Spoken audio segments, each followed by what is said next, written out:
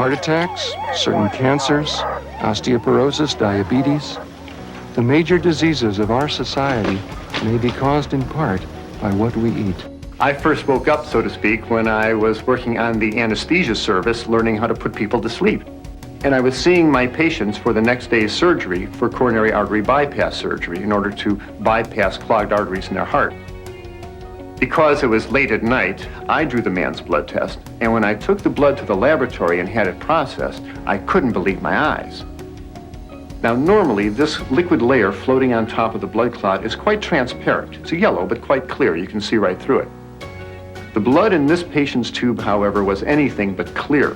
The serum floating on his clot was thick and greasy white. It looked like glue.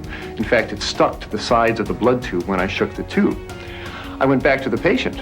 I said, "Mr. Phillips, did you eat before you came to the hospital tonight?" He said, "Yes." I said, "What did you have?" He said, "I had a cheeseburger and a milkshake." And when he said that, I realized that what I was looking at in his tube was all the fat in the beef burger, all the butter fat in the cheese, and the butter fat in the ice cream and in the milkshake. And all this fat had oozed out into his blood and actually turned his blood fatty. Well, 30, 40, 50 years of keeping your blood very fatty creates changes in the blood vessels that are very dangerous. The next morning, we took Mr. Phillips to the operating room, and I put him to sleep, and the surgeon opened up his chest. And from these arteries, he began pulling out yellow, greasy deposits of fatty material called atherosclerosis.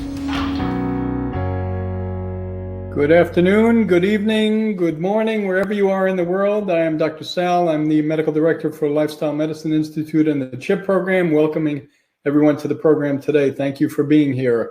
We have another great show today. Obviously, from the video you just saw, Dr. Klaper is going to be on, and he is our esteemed guest today. And I have to say, we are so glad that he woke up when he was talking about that in his video, because he's done amazing work since then, being such a fabulous champion for lifestyle medicine and for plant-based living and for all the things that we hold valuable. Before we start, just to remind everyone, there is a chat box. So if you have any questions, and let me click on that, please put your questions in the chat box.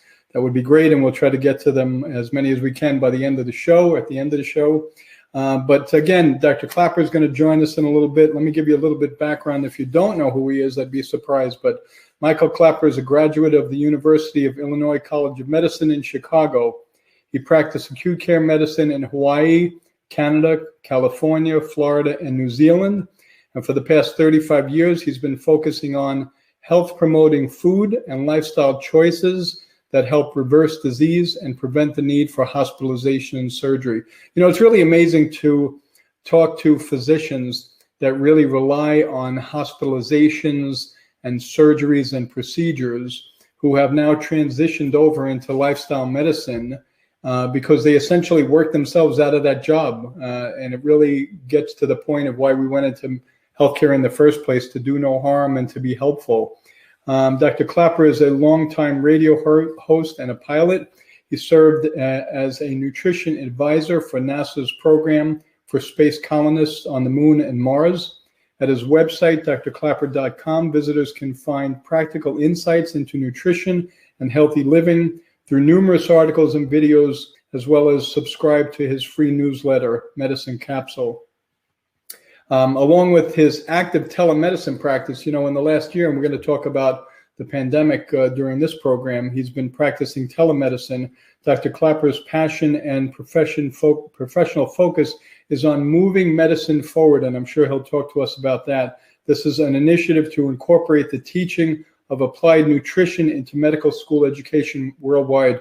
And some people on the line may say, well, doesn't that happen normally in medical care?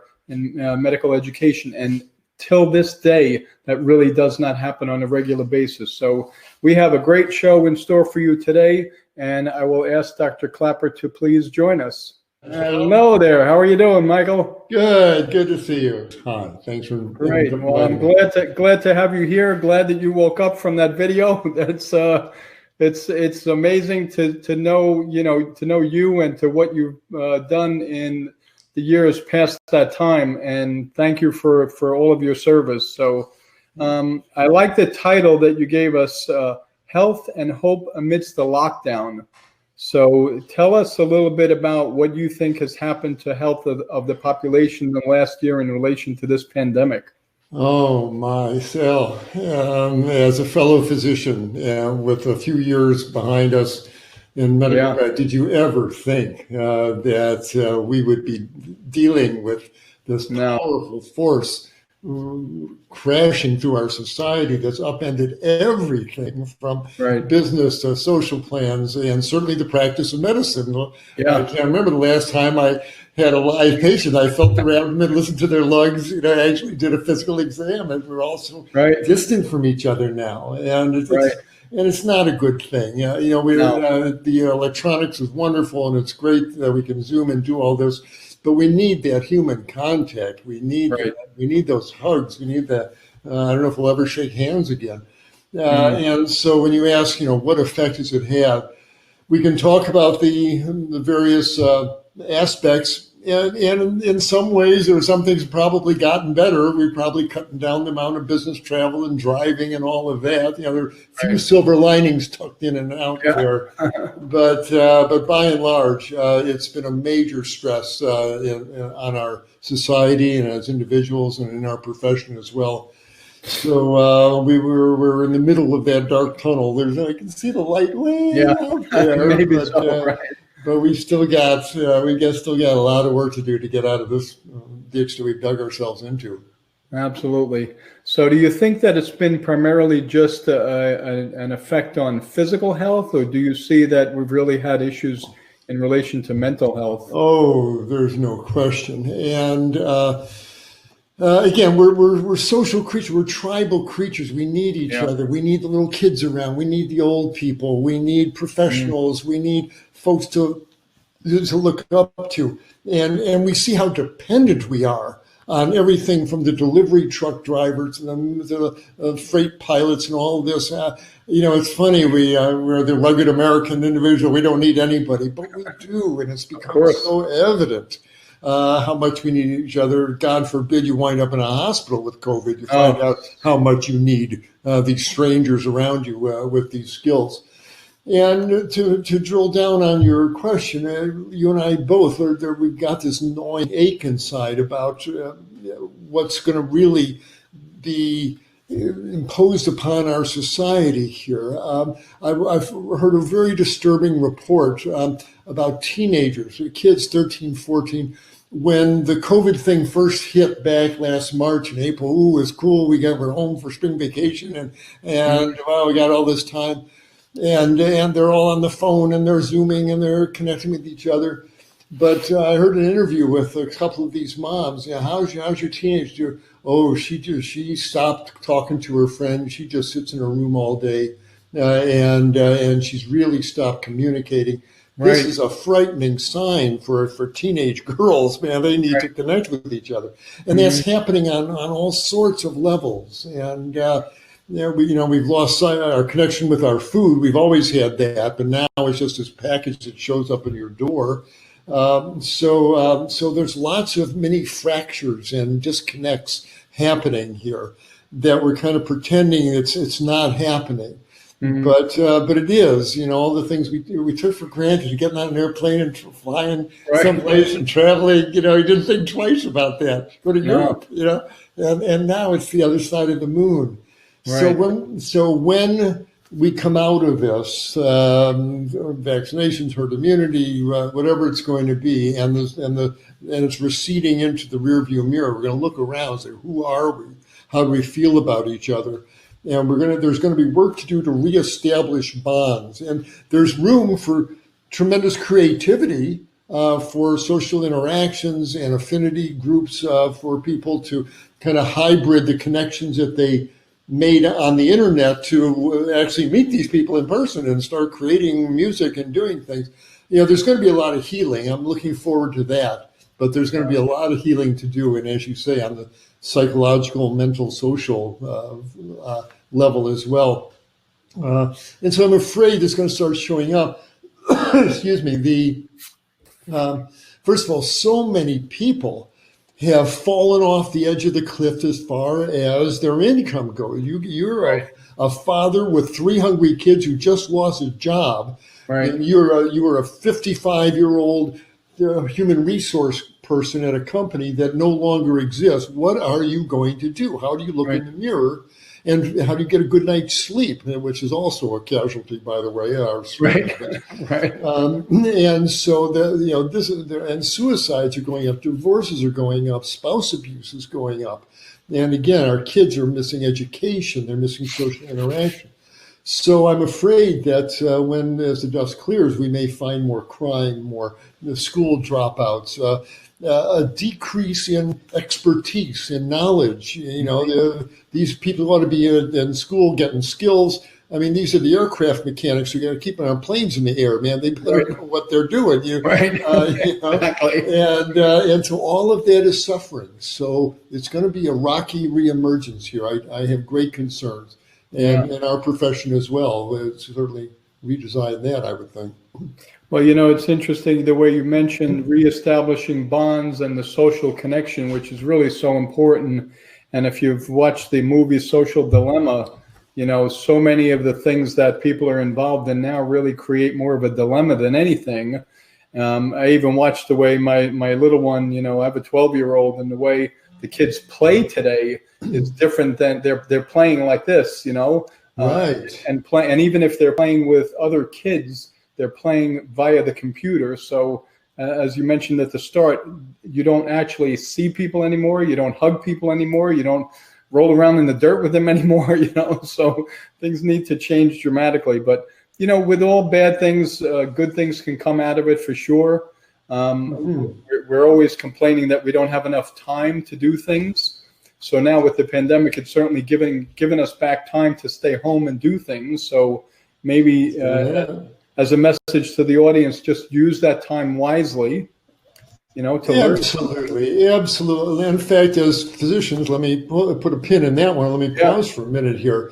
In that there's been so many missed opportunities throughout this epic that's unfolded. And one of the most painful to me, was again back in March, April. It would have been so fine if some group of physicians, government officials, got on camera, looked in the camera, and listen, you people are going to be home in your houses for the next 6, 8, 10 weeks. Use this time. Right. Start eating healthy, start exercising, start meditating. So you emerge from this tunnel leaner, healthier, more balanced, more wise, more connected. We could have, really resonated with me just now when you said use the time. Because no matter how strange it is, each of our lives is ticking away minute by minute, and life doesn't care, if you're in your home, you're not. Use this time to increase your health, your wisdom, your viewing, your love, your skills. Use this time. It's the most precious thing that we have. In a way, it's been kind of a gift. You're right.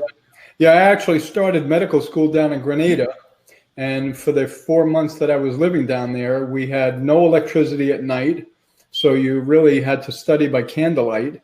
And if you wanted to do anything social, there was nothing to do social, but the water was beautiful, so I was out there swimming and really, eating less really made a big difference. They don't really have a lot of food down there. I came back in the best shape of my life, and it really shows you the value of getting rid of all the clutter so that you can focus on a few things. So even if we can teach our patients and the listeners to, while you're at home, learn how to cook, exercise at home, do those things that really make a big difference, as you're going to talk to us more about. So knowing that, this is certainly not going to be the last pandemic that we have to deal with, how do you suggest we start to prepare ourselves for the next event? Oh my! Well, there's a couple of levels to that answer.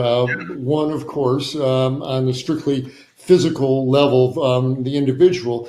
You and I, again, as physicians, we look at what's happening in the hospitals, and we see the hellacious, not only morbidity rate, these people get so god-awful sick, but the mortality rate, and we say, well, who's dying? What's killing these folks? Right. And it's evident, the obese people, the diabetic people, the people with hypertension, et cetera. So this is a great time. If you see that train coming, get off those tracks. In other words, with obesity, say, and high blood pressure, but especially obesity and type 2 diabetes, these are chronic diseases and disease states. And it's easy to say, well, one of these days I'm going to lose some weight. One of these days I'm going to get some control over my diabetes. It's one of these things you could push off in the distant future. But one of the gifts of COVID is it's taken those someday conditions and put it right in front of us. No, your obesity is a threat to you right now. Right. If you get sick with this thing, there's a good chance that it's going to kill you. And your runaway diabetes is a threat to you now. Right. And so in a way, that's, again, what can you do? Use the time, shed that extra weight. And it's an immune issue. We all get viruses all the time. We're surrounded by them. And most times it's fairly benign because we've got a healthy immune system that fights them off and makes antibodies, etc. Well, you want that tuned up like a fine Swiss watch or a fine race car, your immune system. So stop poisoning it. Don't run high fructose corn syrup and alcohol and all these chemicals from processed foods, and get enough sleep, drink enough water, turn yourself into a healthy person.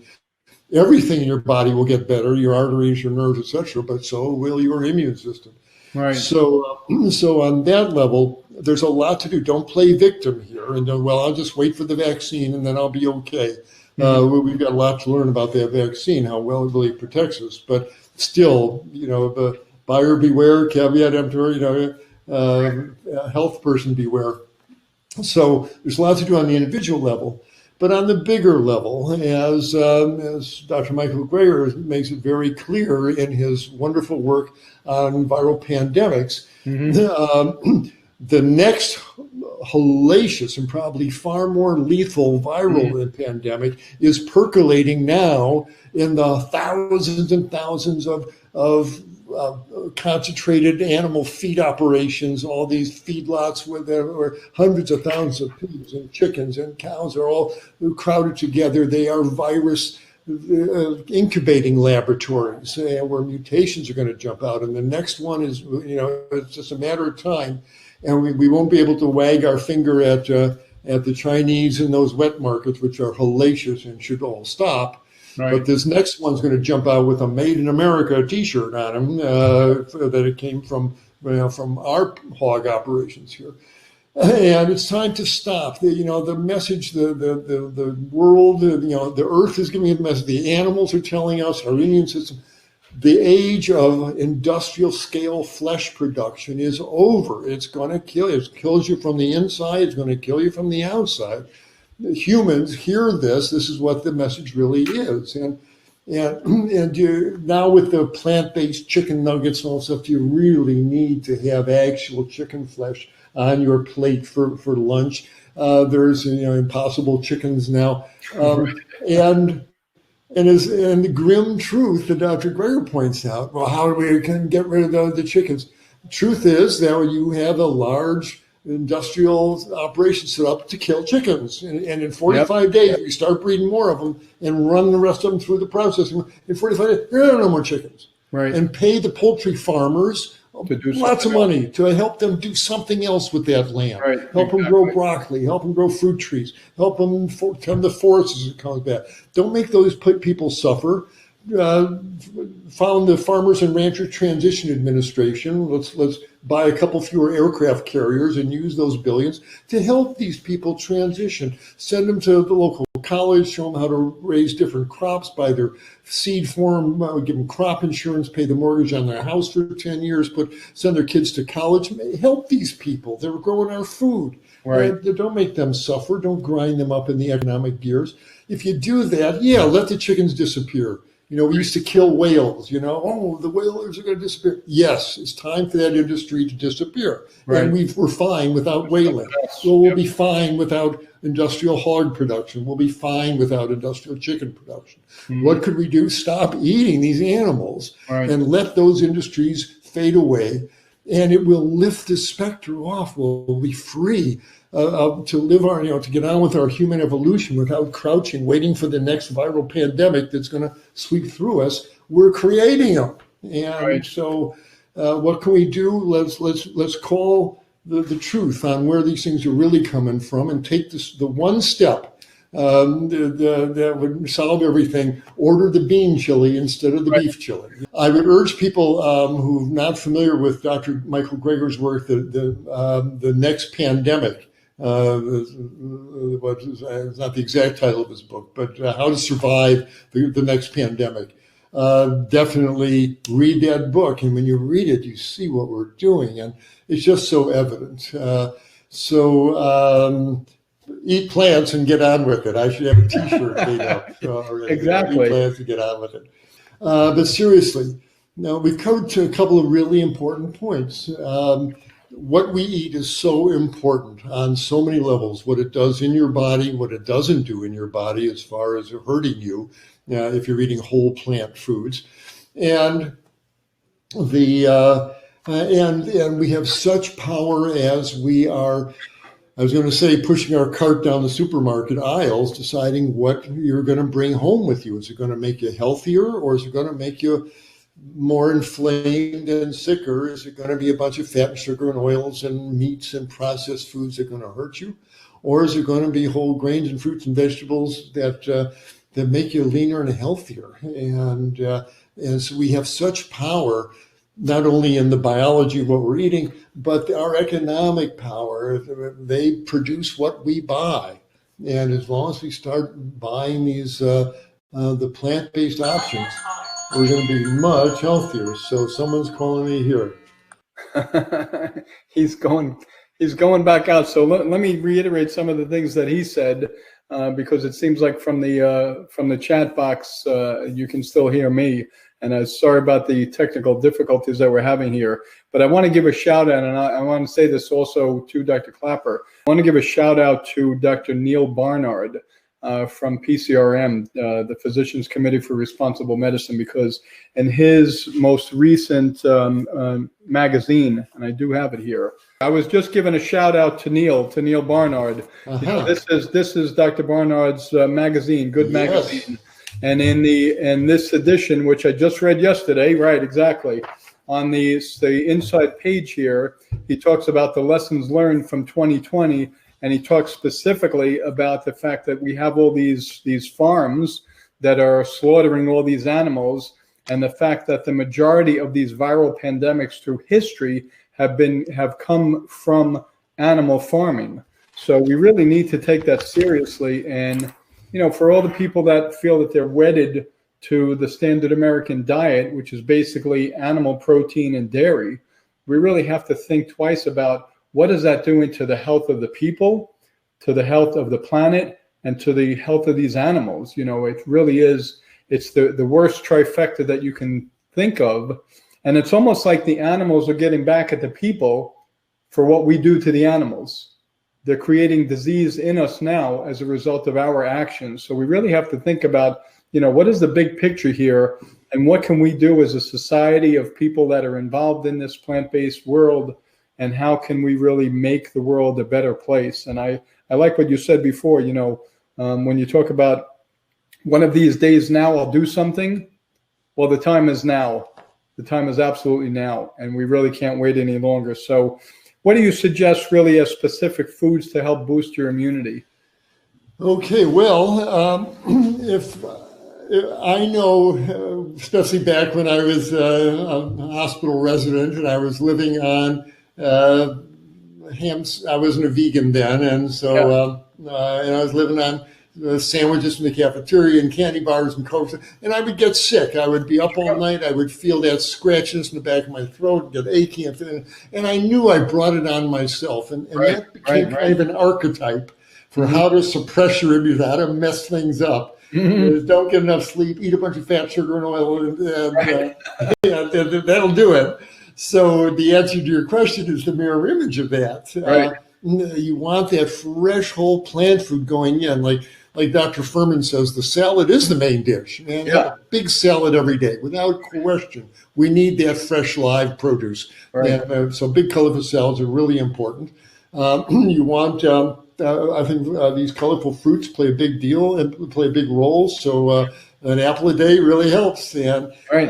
My wife got me in the habit of starting my morning with a big navel orange every morning. Oh, I really look forward to that. It's really so rejuvenating.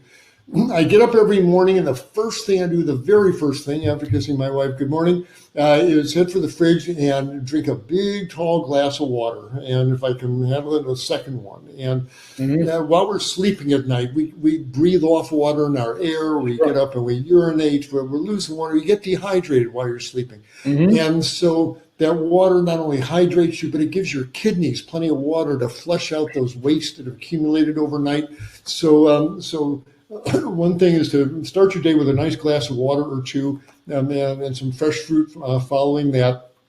Find some time in your day to have a big salad. Twice a day is even better, lunch and dinner. And then be artistic in finding a way to get vegetables in, whether it's a bean chili or an Indian curry or Oriental Asian stir fry. Find ways to get these plant-based entrees prepared in a healthy manner, not with a bunch of oil and salt and artificial flavorings. But there's now a whole beautiful, healthy cuisine now that's easy to make as far as steaming vegetables and making soups. So when we hear that phrase from Hippocrates, let food be thy medicine and medicine be thy food. Right. The first part always makes sense. Let food be thy medicine. Sure, everybody agrees with that. But the second part of and medicine be thy food. I never, what is he talking about? Is like a bottle of pills for dinner? What are they talking about?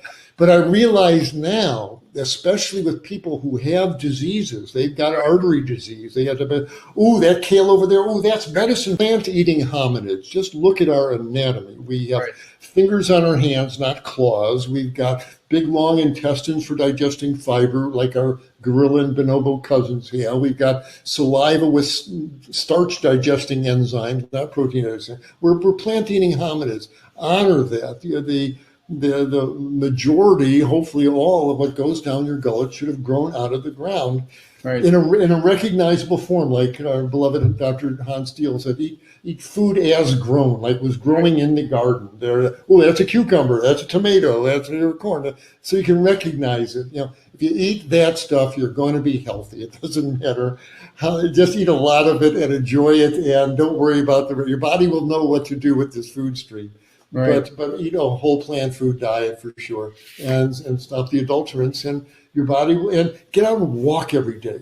We need the sunshine on our face. We need that air in our lungs. We need to rev up that heart muscle, that engine, and circulate that oxygenated blood through our tissues. Don't spend all your days inside. Get out, walk around the block. They're really important. And get out in the sun in the morning for sure. And then find some way to do something for people around you. It's so easy now to pull in on ourselves. But teach a kid to read. Go volunteer at the local food bank. Drop in on your neighbors. See if they're doing okay. Do something to make the world better around you so you stay connected. Those are all important aspects of being truly healthy. Yeah, someone was actually telling me recently, with the fact that there are so many homeless people now, what this friend of mine does is she's looked through her house and found so many things that she doesn't use. So she packed them up in little bags, in like Christmas bags, and every homeless person that she sees, she gives a bag to a person. Oh, beautiful. Beautiful. Things like that we can really do so easily. It makes such a difference. Yeah, it makes a difference in the world. So really, it does. But for the grace of God go all of us. We're all this far. Absolutely. When I talk about the pillars of lifestyle medicine, I always include purposeful living, and we really have to think about what can we do for other people, because somebody else has got it worse than you. And we should really have that servant attitude, Absolutely. So I like the fact that you said every meal brings medicine. And I love that thought, because it really does. It really does, yeah. And you heal yourself with that special medicine that's in the food. You know, it's so perfect. It really was, it is a Garden of Eden. We're given everything we need to Right. live long, healthy lives so we can laugh and love and make this a better world. That is what we're here to do. Yep. And it's not that hard. Eat plants and get on with it. Right, I'm exactly. going to get a T-shirt that says that. I swear. I like that. That's what it comes down to. Somebody asked about how do we get a subscription to the Good Medicine magazine. It's the PCRM, Physicians Committee for Responsible Medicine website. You could just go on that and order it. I think it's like $10 a year. It's really cheap. You know, I may not be right. I have to be careful about that, but it's very inexpensive. I know that. And then another person's asking if Susan's asking, I'm interested in regenerative agriculture. Are you able to comment on that? Yes, and I was kind of touching on it. I have great affection. I did a lot of my growing up on my uncle's dairy farm in Wisconsin when I was young. And I've got great affection for the people working with the soil and growing our food. Yet agriculture, instead of working with the soil, I heard one exasperated farmer saying, we become miners. We're mining the soils. We're just sucking the nutrients out of them and with these chemical methods that we use, and we're just turning the soil into dust. We need, as Dr. Zach Bush says, a regenerative type of agriculture. And there's wonderful techniques for that. To nourish the soils. You don't have to deplete them. You can work with them and plow plant-based nutrient, veganic farming techniques, plow that back into the soil. I mean, that is, after all, how a forest works. The trees shed the leaves and they rot and decompose and go back into the soil, and around it goes. You don't need animals to do that. The plants know how to recycle themselves. I would like to turn people on to an organization that I've recently joined, the AFA, the Agricultural Fairness Alliance, the AFA.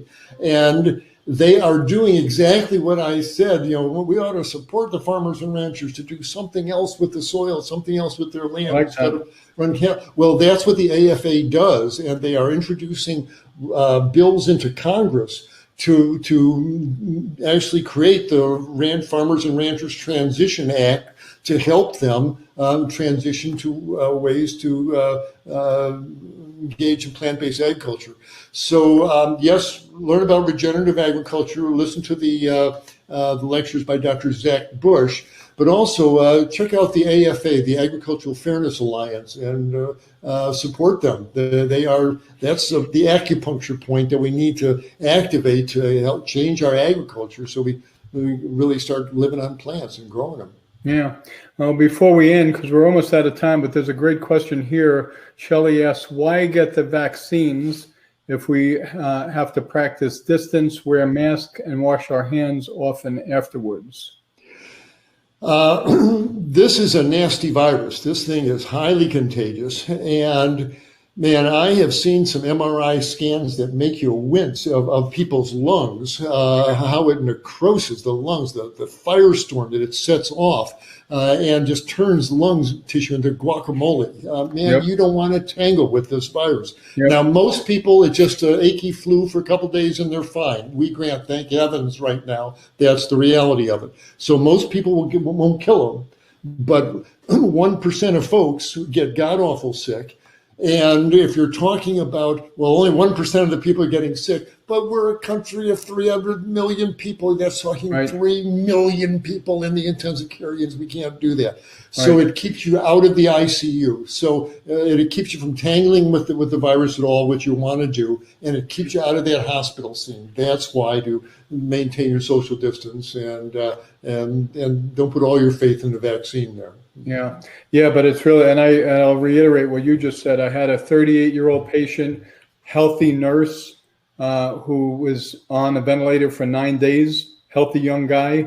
I had a recent older patient that I have, but really, really healthy, ended up in the hospital with multi-system disease, heart, lungs, kidneys, brain. I spoke with her today. She's still having some problems with her cognition. So the post the post-viral The long haulers there. Really, Yeah. yep, it really is. So, for everybody out there that's wavering in any way, practice social distancing, wear your mask, do not go any place without your mask. Think about getting the vaccine, because this is not a typical virus for sure. It's not the flu. Can you tell us briefly about your website and how people may be able to get a hold of you after the show? Sure. They go to my website, drklaper.com, and it's all spelled out, DOCTORKLAPER.com. And there you'll see lots of videos and articles, but you'll also see our work in our Moving Medicine Forward initiative, because I realized that somebody needs to reach the medical students before pharmacosclerosis sets in their brains, where they think that drugs are the only treatment. It's the food your patients are eating. I wish somebody had told me that when I was a medical student. So I would have changed every diagnosis I made, every treatment plan I designed. So we've been going to the medical schools and giving that lecture that I wish someone had given me 50 years ago. But with COVID, we've had to take it online. So we put all that information in a 12-lecture masterclass in plant-based clinical nutrition. You can access that on my website as well. But if you'd like to help us, we still need to reach the medical students. We're going to be doing ongoing webinars. We have a Slack channel there where everybody's talking to each other about what's happening at their med schools. So join our Slack channel and take our course and help however you can. We appreciate it. That's great. And I love that word, pharmacosclerosis. I'm going to use that one. I'll give you credit for it. Thank you. I appreciate that one. That is great. That is great. Well, I just want to reiterate to the audience before we leave, all of the shows are archived. So if anybody online wants to watch this show or any other show again, we have them all on the website. And the information will be up at the end of the show. The next show, Dr. Tom Rafai, I don't know if you know Tom, but Tom's going to be talking about intermittent fasting. So that's going to be another great show. So don't miss that one next Wednesday. And I'll definitely give a plug. I have to give a plug to my own book I'm very proud that we just got this book published through Amazon Kindle books. I think it's imperative for all of us to grow up without getting old. And, I really love and someone helped me design the book and think about the title. That really is the key. And this is what we do every day. We try to teach ourselves and other people how to grow up without getting old. I want to die, when I'm 105 of old age, not because of a chronic illness. So I think that's what we're all doing. And I really thank you for all of your work. So before we end, I'm going to leave you with the last word. What should the audience do starting today to make a difference? Well, as my friend Dr. Alan Goldhammer says, health comes from healthy living. Okay, Everything makes a difference. Your body is never not looking. You can't no fooling it. It knows what you're eating. It knows what you're thinking and feeling. So to thine own health be true, and make every meal medicine for your body. Make every thought and word to increase the harmony and the serenity and the peace around you, and the people that come into your sphere of influence. Let them leave feeling a bit more seen and cared for and loved. And if you do that, and starting with yourself, take care of yourself, then we'll get through this, and we'll be better for it. We'll be tempered like steel, and we'll be stronger for it. So love and common sense and communication is the answer.